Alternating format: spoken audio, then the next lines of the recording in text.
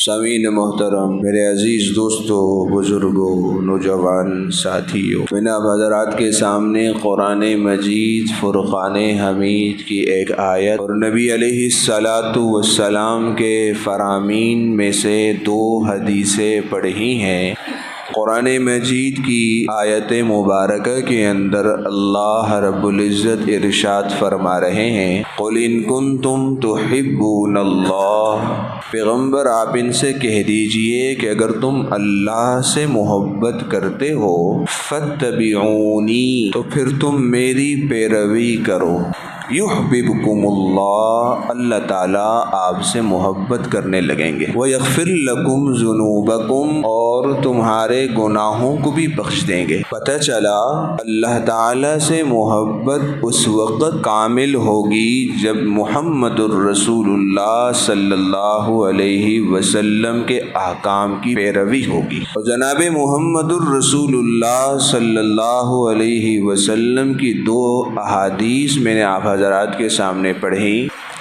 ان میں سے پہلی حدیث کے اندر حضور علیہ السلام ارشاد فرما رہے ہیں، من اکل طیبا، جو شخص پاکیزہ کھائے، پاک کھائے، ناپاک نہ کھائے، حلال کھائے، حرام نہ کھائے، وعمل فی سنت، اور میری سنتوں پر عمل پیرا ہو، وَأَمِنَ النَّاسُ بَوَائِقَهُ، اور لوگ اس کے شر سے محفوظ ہوں، دخل الجنہ، جس شخص کے اندر یہ 3 صفات پائی جائیں گی وہ جنت میں داخل ہو جائے گا۔ ان 3 صفات میں بھی جو ایک صفت ہے وہ حضور کی سنتوں پر عمل پیرا ہونا ہے۔ دوسری حدیث مبارکہ کے اندر نبی صلی اللہ علیہ وسلم ارشاد فرما رہے ہیں، کل امتی یدخلون الجنہ الا من ابا، میری ساری کی ساری امت جنت میں داخل ہو جائے گی سوائے اس کے جس نے انکار کیا۔ قال ومن ابا،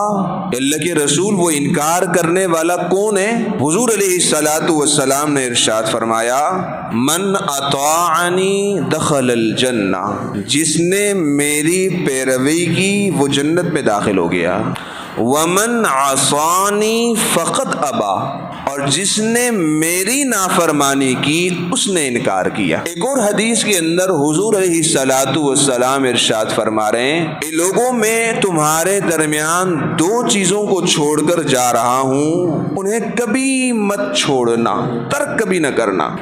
نمبر 1 اپنی سنتیں، نمبر 2 اللہ کا کلام، نمبر 1 اللہ کا کلام، نمبر 2 اپنی سنتیں۔ تو میرے مسلمان دوستو، قرآن مجید کی آیت آپ لے لیں، فَاتَّبِعُونِی، یا حضور علیہ السلام کی حدیث نمبر 1 لیں، وَعَمِلَ فِی سُنَّةٍ، یا حضور علیہ السلام کی حدیث نمبر 2 لیں کہ من اطاعنی دخل الجنہ، یا حضور علیہ السلام کی یہ حدیث نمبر 3 لیں کہ جس میں حضور فرما رہے میں 2 چیزیں چھوڑ کے جا رہا ہوں، ایک اللہ کا کلام، دوسری اپنی سنت۔ یہ آیات اور حضور علیہ السلام کی احادیث ہمیں جس بات کی طرف متوجہ کر رہی ہیں وہ مسنون اعمال کے کرنے کی طرف متوجہ کر رہی ہیں، کہ ہم اپنی زندگیوں کے اندر حضور علیہ السلام والے مسنون اعمال کو لے کر آئیں۔ ایک ہے عمل کرنا اور ایک ہے اس عمل کو حضور کے مسنون عمل کے مطابق کرنا، ان دونوں میں آسمان اور زمین کا فرق ہے۔ ایک ہے مسجد میں ویسے ہی بے دڑنگ داخل ہو جانا، اور ایک ہے حضور والے مسنون طریقے کے مطابق مسجد میں داخل ہونا۔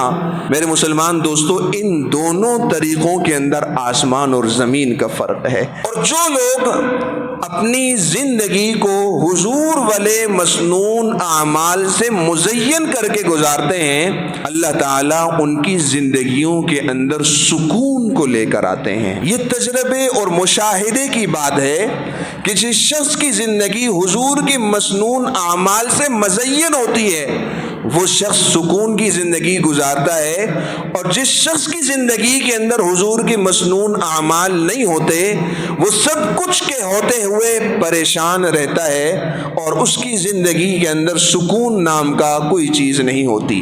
میرے مسلمان دوستو، آج ہمارے معاشرے کے اندر رفتہ رفتہ ایک چیز اٹھتی جا رہی ہے، اگر غلط نہ ہو، مبالغہ نہ ہو، کوئی ناراض نہ ہو تو میں بلا جھجک کہہ سکتا ہوں کہ وہ چیز حضور کی سنتیں ہیں جو آج ہمارے معاشرے سے رفتہ رفتہ اٹھتی جا رہی ہیں۔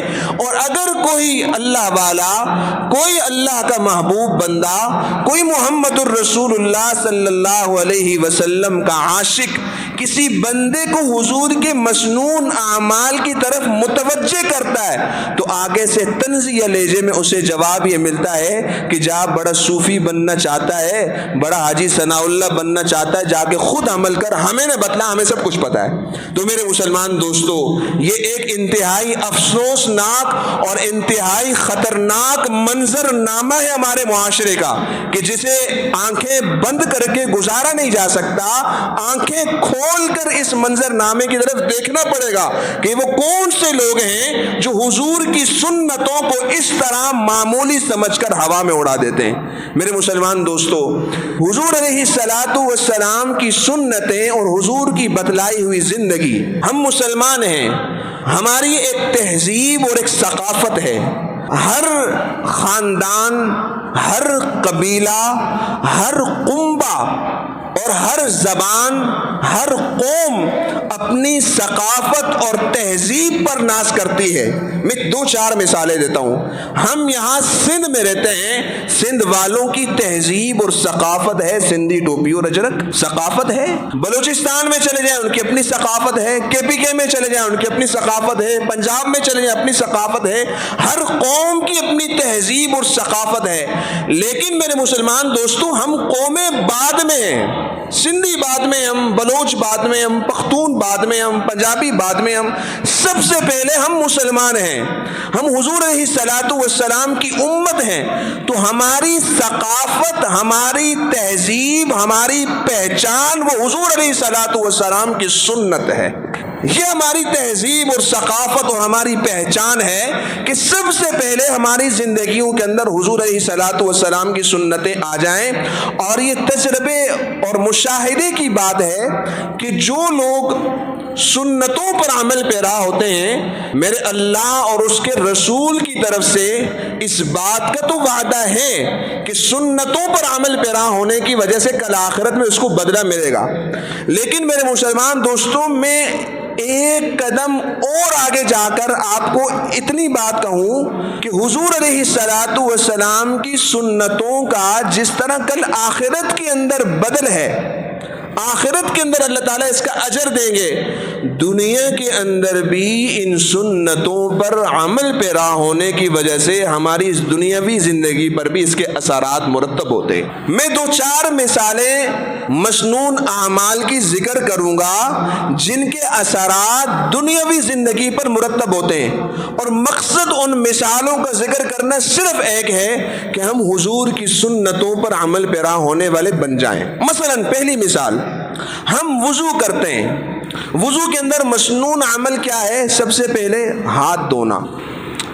اس ہاتھ دھونے کا کیا فائدہ ہے؟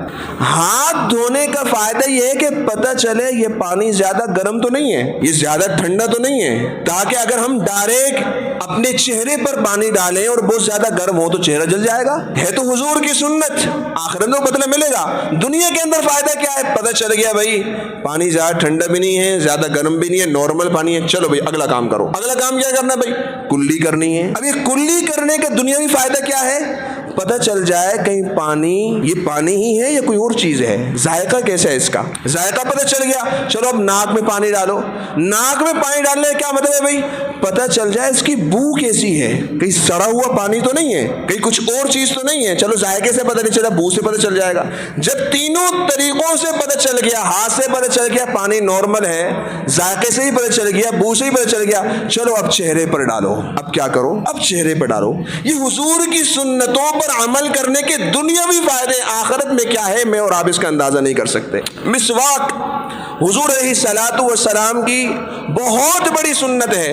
حضور علیہ الصلوۃ والسلام نے ارشاد فرمایا لولا ان اشق علی امتی لامرتهم بالسواک علی کل صلاۃ عند کل صلاۃ. حضور علیہ الصلوۃ والسلام نے ارشاد فرمایا اگر مجھے اپنی امت پر مشقت کا خوف نہ ہوتا تو میں حکم دیتا کہ ہر وضو ہر نماز کے وقت مسواک کرو. اتنی بڑی سنت ہے حضور علیہ الصلوۃ والسلام کی. اخروی فوائد اپنی جگہ. ایک شخص کے معدے میں بیماری ہے اور اس بیماری کی وجہ سے اس کے معدے کے اندر پیپ پڑ گئی اور پیپ اس قدر پڑی کہ بڑھتے بڑھتے وہ پیپ دل تک پہنچ گئی. دنیا بھر کے طبیبوں سے اس نے علاج کروایا, لاکھوں روپے خرچ کیے, افاقہ نہیں ہوا. ایک طبیب نے اسے مشورہ دیا کہ بھئی آپ کے مسوڑوں کے اندر پیپ ہو چکی ہے, آپ جب کچھ کھاتے ہیں تو وہ پیپ آپ کی خوراک کے ساتھ لگ کر معدے میں جاتی ہے جس کی وجہ سے آپ کا معدہ خراب ہوا, اور معدے میں پیپ پیدا ہوئی جس کی وجہ سے آپ کے بدن کے اندر وہ پیپ پھیل رہی ہے, لہٰذا آپ مسواک کریں, اللہ خیر کرے گا. اس شخص نے مسواک کرنا شروع کی. مسواک کرنے کے نتیجے میں اس کے مسوڑوں سے پیپ ختم ہوئی, کرتے کرتے معدے سے پیپ ختم ہوئی اور جسم کے اندرونی بیماریوں کا خاتمہ ہو گیا. یہ ایک فائدہ ہے مسواک کا جو اپنی ظاہری آنکھوں سے دنیا کے تجربے کے اندر ہم مشاہدہ کر چکے ہیں کہ ایک شخص جو لا علاج ہو چکا ہے مسواک کے کرنے سے علاج ہو گیا. حضرت پیر ذوالفقار احمد نقشبندی صاحب حفظہ اللہ تعالی جنگ والے ابھی بھی زندہ ہیں.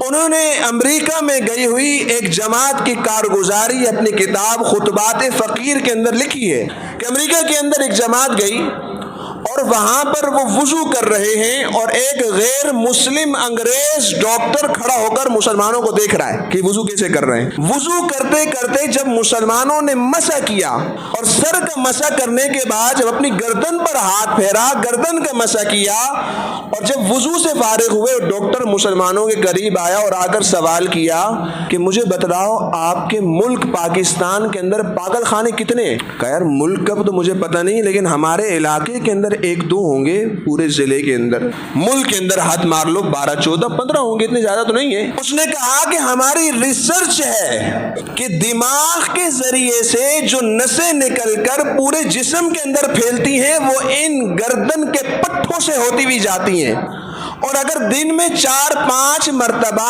ان گردن کے پٹھوں کی نسوں کو پانی کے ذریعے سے تر کیے جاتا رہے تو وہ نسیں خشک نہیں ہوتی جس کی وجہ سے انسان پاگل نہیں ہوتا. ہمارے ان انگریز غیر مسلم ممالک کے اندر پاگل خانے بہت زیادہ ہیں. وجہ ان کی یہ ہے کہ وہ لوگ وضو نہیں کرتے, مسلمان وضو کرتے ہیں جس کی وجہ سے وہ پاگل زیادہ نہیں ہوتے, ان کے پاگل خانوں کی تعداد اور مقدار بہت کم ہے. میرے مسلمان دوستو, یہ حضور علیہ الصلوۃ والسلام کی سنتوں کے میں دنیاوی فائدے آپ حضرات کے سامنے ذکر کر رہا ہوں, اخروی فوائد نہیں, اس لیے کہ ہمارے معاشرے کے اندر آج یہ کلچر پڑ چکا ہے بھئی فلاں عمل کرو, دنیاوی کیا فائدہ ہے؟ اخروی فائدے ہم میں سے کوئی نہیں پوچھتا کہ دنیا کے اندر مجھے کیا فائدہ ہوگا. حضرت پیر ذوالفقار احمد نقشبندی صاحب اپنی ایک اور کتاب ہے سنت نبوی اور جدید سائنسی تحقیق, یہ بھی ہے, اور خطبات فقیر یہ بھی ہے. ان دونوں کتابوں کے اندر انہوں نے یہ بات لکھی ہے کہ میں ایک مرتبہ امریکہ کے دورے پر تھا اور وہاں انگریزوں کے ساتھ کھانے کا وقت ہوا, کھانے پر بیٹھے تو کہہ رہے میں نے دیکھا کہ وہ انگریز ہاتھ دھو کر آئے اور ہاتھ سے کھانا کھا رہے ہیں. ہمارے ذہنوں میں کیا ہے کہ انگریز غیر مسلم کھانا کس سے کھاتے ہیں؟ چمچ سے, ہاتھ سے نہیں کھاتے. لیکن پیر ذوالفقار صاحب فرماتے ہیں میں نے دیکھا وہ ہاتھ سے کھانا کھا رہے ہیں. جب کھانا کھایا, کھانا کھانے کے بعد میں نے دیکھا کہ انہوں نے اپنی انگلیوں کو چاٹا اور چاٹنے کے بعد پھر جا کر انہوں نے ہاتھ دھوئے. پیر صاحب کہتے ہیں مجھ سے رہا نہ گیا, میں نے پوچھ لیا ان سے کہ بھئی آپ لوگ چمچ سے کیوں نہیں کھا رہے, یہ ہاتھ سے کیوں کھاتے ہو؟ یہ تو مسلمانوں کا طریقہ ہے, یہ تو حضور کی سنت ہے ہاتھ سے کھانا.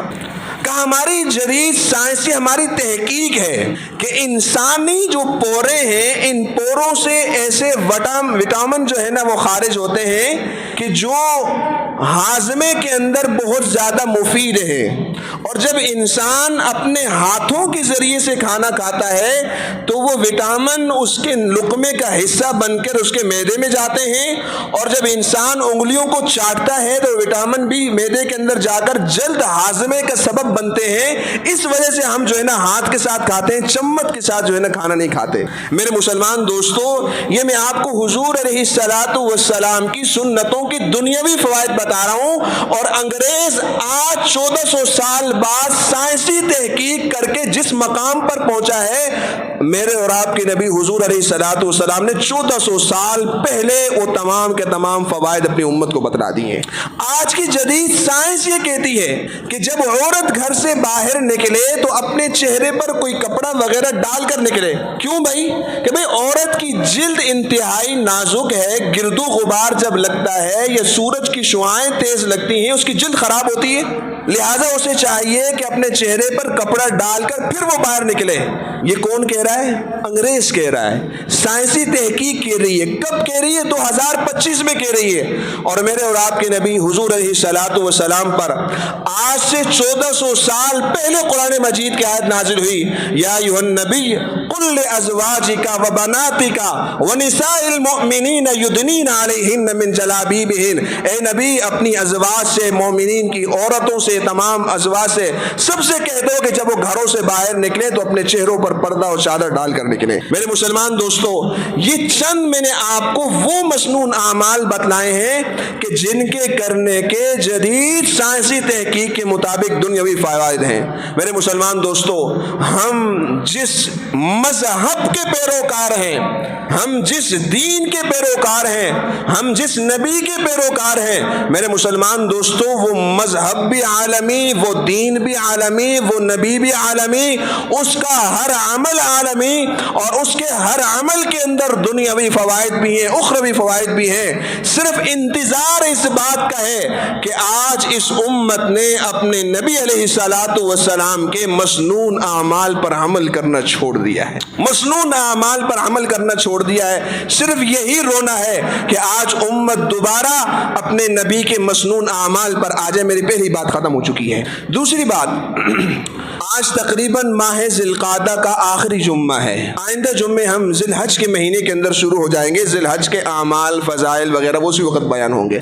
لیکن ایک مستحب عمل یہ ہے کہ جس شخص کا قربانی کا ارادہ ہو، ام المؤمنین حضرت ام سلمہ رضی اللہ تعالی عنہ، صحیح مسلم کی روایت ہے، وہ فرماتی ہیں کہ حضور علیہ الصلوۃ والسلام نے ارشاد فرمایا کہ جس شخص کا قربانی کا ارادہ ہو وہ ذی الحج کے چاند کے نظر آنے سے پہلے اپنے بالوں اور ناخنوں کو تراش دے اور قربانی تک پھر دوبارہ نہ تراشے۔ یہ مستحب عمل ہے، لیکن اس شخص کے لیے ہے جو ہفتہ 10 دن کے اندر اپنی ان اشیاء کی صفائی کا اہتمام کرتا ہو۔ جو بندہ مہینے مہینے نہیں کرتا اس کے لیے نہیں ہے، اس کے لیے یہ ہے کہ وہ اپنی صفائی پہلے کرے۔ جو بندہ ہفتے 10 دن کے اندر اپنی صفائی کا اہتمام کرتا ہے اور اس کا قربانی کا ارادہ بھی ہے، تو امید یہی ہے کہ بدھ کی شام کو چاند نظر آ جائے گا، اور جمعرات کو یکم ذی الحج ہوگی، تو بدھ کی شام سے پہلے پہلے جس کا قربانی کا ارادہ ہو، مستحب عمل ہے کہ وہ اپنے بالوں اور ناخنوں کو تراش لے۔ تیسری بات، ہم سب اس بات سے واقف ہیں کہ مسلمانوں کے قبلہ اول بیت المقدس پر اس وقت جو حالات ہیں، اور وہاں کے نہتے مسلمان مظلوم فلسطینیوں پر جو حالات ہیں، وہ ہم سب سے ڈھکے چھپے نہیں ہیں، ہم ہر چیز سے بخوبی واقف ہیں۔ ان نہتے مظلوم مسلمان بھائیوں کے لیے جمعیت علماء اسلام عالمی سطح پر فنڈنگ بھی کر رہی ہے، اور براہ راست وہاں جا کر ان کے ساتھ تعاون بھی کر رہی ہے۔ جمعیت علماء اسلام کی طرف سے آج ان کے مظلوم مسلمان بھائیوں کے لیے فنڈ اکٹھا کیا جا رہا ہے۔ ابھی جمعے کے مواقع پر بھی مختلف مساجد کے اندر جو ہے نا فنڈ اکٹھا ہوگا۔ یہاں انشاءاللہ ان کے ساتھی مغرب کی نماز میں آئیں گے، تو جو ساتھی مغرب کی نماز میں نہیں آ سکتا تو براہ راست جمعے کے بعد آ کر ہمارے پاس اپنا فنڈ جمع کرا دیں، ورنہ مغرب کی نماز میں کوشش کریں اور اپنے نہتے مظلوم مسلمان بھائیوں کے ساتھ ہم میں سے ہر مسلمان ساتھی 10 روپے، 20 روپے، 100 روپے، جتنا حسب استطاعت ہو لازمی جو ہے نا تعاون کریں۔